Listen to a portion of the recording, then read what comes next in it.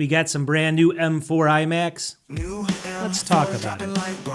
Colors burst and pixels neon storms. Super fast CPUs, no holding on. 16 GB RAM, running till dawn. Welcome back to the channel. So today's a good day, or is it? We finally got the brand new M4 iMacs. We're going to be getting a new device tomorrow, and I think something else on Wednesday. So here we go. It's a crazy time to make YouTube videos, but we got the M4 iMacs. And what I want to do in this video is I'm going to go through all of the brand new features, and then all of some, like basically the hits. What did they hit on? And then some of the misses as well. What did we expect that didn't come with this? And then we'll talk about it. Is it really worth your hard-earned money to upgrade from an M1 iMac, an M3 iMac? I don't know about that, right? But anyways, without further ado, let's get into it. Okay, let's start with the first thing they gave us, new colors. So directly from Apple, this is what they're saying directly from Apple. The new iMac comes with 7 vibrant colors, bringing fresh shades of green, yellow, orange, pink, purple, and blue alongside the silver. So here we go. They're saying that we have brand new colors, right? Now there's one that I really like, but I can't tell much of a difference between the other ones. I guess it's getting a little bit more vibrant and bright. Let's take a look at them. Okay, let's start with the blue here. So here's the blue. Compared to the blue I have here, mine's actually darker. I don't know if it's much of a difference. This one I had a hard time telling too much with. Here's the new blue. They came out with a purple color. You can see it here. I guess it's a little bit more vibrant, right? I don't know. It looks kind of Eastery to me if it's like Easter time. And then they actually have a new red. It's kind of a cool looking red, but again, you always have to see these things in person. It's hard to tell on this. Then they have this orange here. Really cool orange in the back. Then they got a yellow. It looks like it's more yellow than gold. The other one was a lot more gold. This is more of a vibrant yellow, it looks like. But here's the kicker one. Look at this green right here. This is the green I think is really cool. I think this is going to be one that a lot of people want to pick up. But at the end of the day, that green matches nothing. If I put that green here or in any room in my house, I'd have to repaint the house, right? It's such a cool color, but I don't know if it's going to match a lot of decors and things like that. So I don't know, but that's a really cool one. And then you actually have your silver sitting over here, and that basically is the same as well. So I'm not sure. I don't see too many differences here, although I think there's some cool colors. Oh yeah, and it looks like you can get all of the colors on the base model as well, so you don't have to just pick a couple of them. On the older versions, you could only get a couple colors on the base model, and you had to go up to the other versions to get all the colors. Here it looks like you can get all the colors. Okay, so the big star of the show is the M4 chip, and we'll go through some benchmarks in a second. But overall, there's 2 different versions this is actually coming in. So the base model now is going to have an 8-core CPU, 8-core GPU with the M4. Now, we knew that they were making a chip like this. We just didn't know where it was going to go. Apparently, it's going in the base iMac. So you're only going to get 8-core GPU, 8-core CPU. But on all the other models, if you upgrade up to the next model, it's going to be a full 10-core CPU, 10-core GPU. So we're going to have to see what the difference is in, the performance is there, because I don't think it's going to be huge. I think this is going to be a nice upgrade for, like, obviously the M1 users, but overall, we're going to have to compare those two to see how much of a drop-off that is. Now, you know how Apple gives us statistics, right? They don't give us exact statistics. Basically, what Apple says here is it says it's up to 6 times faster than the most popular Intel-based Macs, up to 2.1 times faster than an iMac with the M1 chip, demanding creative workflows, so like video editing and stuff, it's 2.1 times faster. And then it says up to 4.5 times faster than most popular Windows all-in-ones. So they're not giving us an exact, benchmark right there. But overall, you can see this is Apple's way. They just they give you these percentages and you don't even know what that means. Obviously, it depends on the application and the RAM and everything else, but that's the way Apple does it. Okay, so if you have an M3 iMac right now, should you be upgrading to this? I don't think so, and here's why. Here's Nano Review. Now, this is not exact because these are the M4s, I think, on the iPad Pros. Long story short, we can see some comparisons here, though. Here's Geekbench 6. So the M3 chip here to the M4. The M4 is 27% faster. It's a nice jump, but if you have an M3 iMac, I don't think it's worth it. And then the Apple, what is this? The multi-core goes from, it's a 23% jump from 11,800 to 14,541. So it's about a let's just say, call it 25% increase if you have an M3. Now, we're going to get some other things included, which we'll talk about, but is that really worth it? Now, if you have an M1 though, it's a bigger difference here. Take a look over here. So if you have an M1 iMac, which I have sitting right here, you can see it's basically 2383 to 3810, 60% increase on Geekbench 6 single core. Multi-core is actually 66% jump from 8,765 to 14,541. So there you go. I think with the M1, people like this, especially with some of these new upgrades, it might be worth it. But if you're just like a normal user, email, YouTube, and stuff like that, you're probably not going to notice a huge difference here. Really, only if you need more RAM. If RAM's really causing you a lot of issues. But other than that, I think, the M1 maybe, but the M3 probably not. Okay, so the one big miss with the CPU, I think the M4 is going to be good enough for this, but it's really going to be, we didn't get the M4 Pro model on this. We did not get the M4 Pro chip. We were all waiting for that. I think we'd pay up a little bit for that for video editing and stuff, but they just didn't give it to us this year, so maybe next year. And then all of Apple's advertising, I'll show you some pages here and stuff like that. It's all over their advertising about Apple Intelligence. Obviously, they're trying to get you to say, hey, Apple Intelligence is coming. It can do all of this stuff. But you can do all that stuff with the M1 and the M3 iMac as well. It's going to be the same on those. This will be a little bit faster, obviously. Obviously, the RAM will be better and stuff like that. But overall, it's really going to be the same thing. So they're just kind of fluffing that in there because there's not a ton of upgrades here. But there's some coming up we'll talk about. Okay, so the biggest moment in this whole thing is going to be the brand new 16 gigs of RAM on the base model. Thank you, Apple. We've been asking for this forever, and they finally delivered it here. So basically, the base model stays at $1,299. We'll get into pricing in a second. $1,299 for that. But overall, you get 16 gigs of RAM now instead of 8 on the base. So that saves you $200 right off the bat. So just right off the bat, if you're doing some like light video editing or even medium, this is going to help a ton for a lot of people. And I think this was needed, obviously. We know it, but it's a good change. Now, like we had said, the base model has 16 gigs of RAM. You can add $200 and go up to 24 gigs on the base model. $200 for another 8 gigs, I don't know if that's worth it, but that's what it is. But if you go up to the other more advanced models with the 10-core GPUs, 10-core CPUs, those actually can go all the way up to 32 gigabytes, but it's going to cost you the extra $400. So whether it's worth it or not, it's still good to have up to 32 now on these, because that's going to be very capable for things like video editing and stuff like that. All right, now this brings me to my probably biggest disappointment of all here is the storage. They're still giving us 256 gigabytes on the base model, and it costs you that extra $200 to upgrade to the next tier.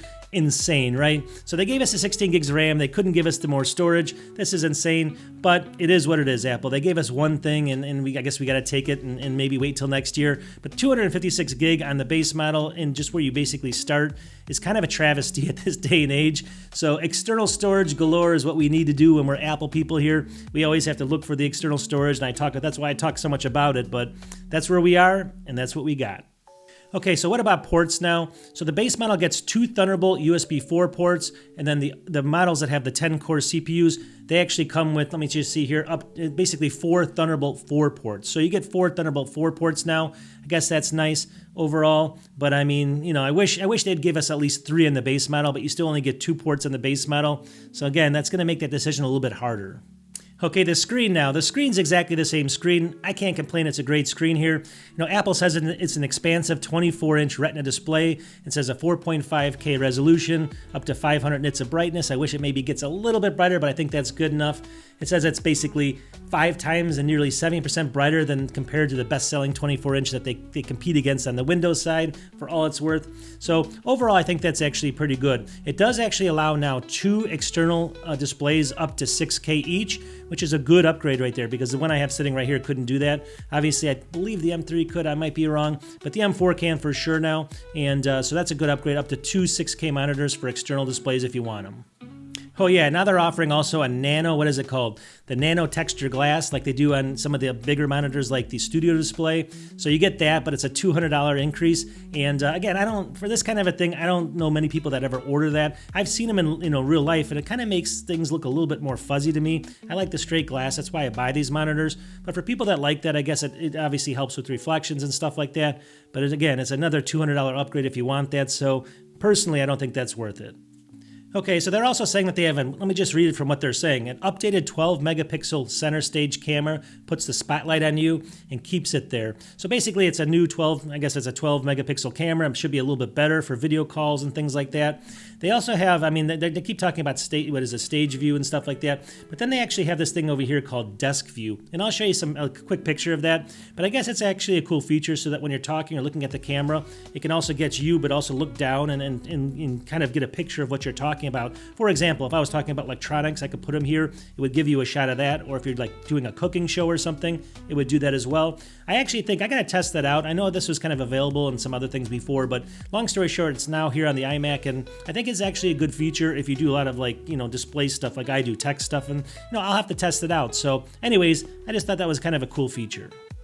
Okay, so all of the keyboards and mice and all that stuff color match the new colors, and finally, they give us USB-C, so people can stop complaining. It only took Apple 4 or 5 years for this, or maybe 6 years, who knows, but they finally did it. Apple's pretty slow, right? But we have it finally, so that's one last thing we can kind of check off the complaint list. And, you know, obviously it's a positive, but it's a very, very minor one, and it shouldn't be a reason for you to upgrade. And then we still get Wi-Fi 6E like the last model, not 7, but I think it's sufficient for most people. I mean, most people don't use 7, and then Bluetooth 5.3. All right, let's talk about pricing. Take a look at my screen here. So here it is right here. Choose your new iMac. It's up, you know, you can pre-order right now actually. So as you can see, here's the base model, $12.99. So the price didn't go up. 16 gigs of storage. That's on the base model. Pretty crazy, right? So you don't have to upgrade that. $256 is the negative right there. $12.99, but you can get all the different colors. So if you kind of select this, let's just go ahead and select something here, and we're going to see what actually comes up, and we'll see. So in here, 16 gigs of RAM, 256 gig SSD. 2 Thunderbolt USB 4 ports like I had mentioned. But if you want to go down here, it's $200 up to 24. You can see there's no 32 option available here. And if you keep scrolling down, you can see it's the additional $200 to keep going up those tiers of SSD. I wish they would have made this 100. I mean, it would have still sucked, right? But it's better than this. I mean, I don't know about this. Gigabit Ethernet is $30 if you want to add that on. Magic Trackpad, $50. And, you know, you can get this numeric keypad for $80. Realistically, that's about all you can get here, but at least you get the 16 gigs now. Price didn't go up, so I think that's a positive, right? Now, if you notice here, the base model's got the 8-core and 8-core. All the other ones have 10-core and 10-core all the way down here, sorry. But let's just click on one of these things here. So I'll click on this one here. So, but this is the thing you just got to note here. This has got the standard glass, 16 gigs, 256 on this. This comes with 4 Thunderbolt 4 ports, $14.99. So if you scroll down, here's the nano texture, 200, but you can go up to 32 here. But why is this not? You basically still need to go up. So basically, in order to get the 32 gig option for the RAM, you have to click on 512 gigabyte storage right there. See it? Now this lights up and you can get that. So you have to kind of hit that as well. So now you're up to over $2,000, and you only have, what is it? You know, 512 gigabyte SSD. So that's not that great, right? But if you keep scrolling down, everything else is basically the same. So those are really the only options. You can kind of spec this out. This has got 32 gigs of RAM though, 512 gigabyte SSD for just over $2,000. I mean, that's not a bad setup with an M4 chip. M4 Pro would be nice, but I think if this was a 27-inch or a 32-inch, this would be a great price for this. Because, I mean, obviously, way back in like 2019, 2020, they started like at $1,800, but that was actually for a lot less capable system. So if they just gave us a bigger screen in this, I think people would be okay with paying, you know, $2,000 for this. But the way it is with the smaller screen, you know, who knows, right?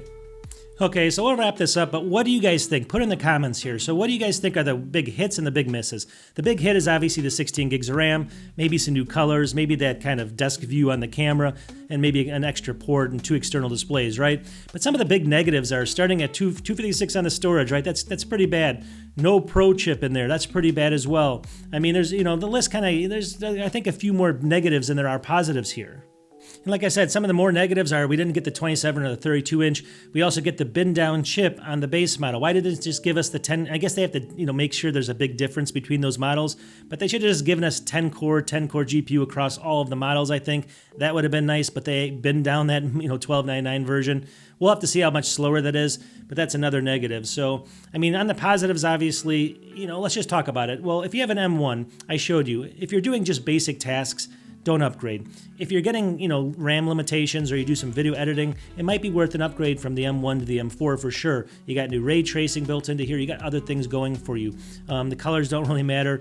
I mean, obviously, if you need external displays and you don't want to use a kind of an external hub or something, that might be an option. But the M1 is probably, I would say, some people should upgrade. But on the M3, no way. Don't upgrade. There's not going to be enough benefit here at all. I mean, unless you like that green and you just have to get it. I mean, beyond that, that's really the only reason not to even think about it. So, and you have a lot of money just burning a hole in your pocket, or you got a big, you know, your parents gave you a lot of money when you left college or something. Other than that, don't get it, right? The M1 maybe, the M3 not. You guys tell me in the comments, what do you think are the big hits? What are the big misses? Did Apple do a good job here? No 32, no 27. What can you do, right? We don't think this is going to change ever, so it looks like it's going to be the Studio Display and the Mac Mini coming out soon, and maybe by the time you watch this, it'll be out here in the next day or two, so it's coming out soon. But we'll talk to you the next one. I'm kind of, peace.